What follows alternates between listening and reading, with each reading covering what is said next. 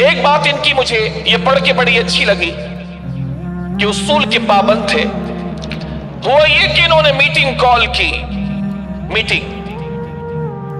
Meeting کا time decide ہو گیا, لوگوں کو بتا دیا گیا کہ میٹنگ کا ٹائم یہ ہے, اور اس ایگزیکٹ ٹائم میں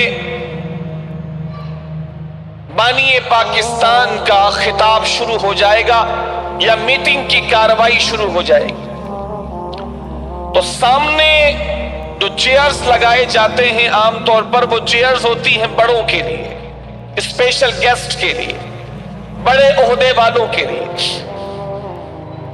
پھر اسی ترتیب سے پیچھے چیئرز لگائی جاتی.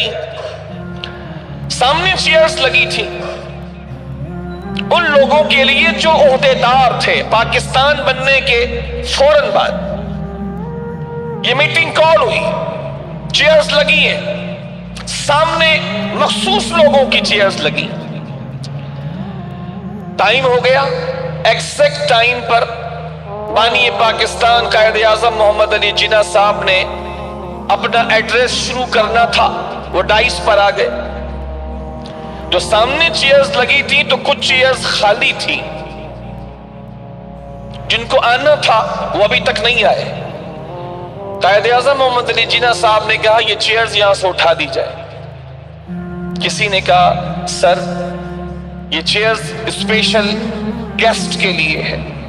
فرمایا وقت کی پابندی سب کے لیے ضروری ہے, جو وقت کی پابندی نہیں کر سکتا وہ شخص کامیاب نہیں ہو سکتا.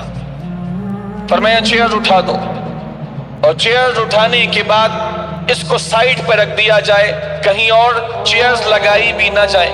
آپ یقین جانیں تھوڑی دیر کے بعد اسپیشل گیسٹ آئے, بیٹھنے کے لیے چیئر نہیں تھی, لیکن قائد اعظم کی وجہ سے ان کو بولنے اور حرکت کرنے کی بھی ہمت نہیں تھی.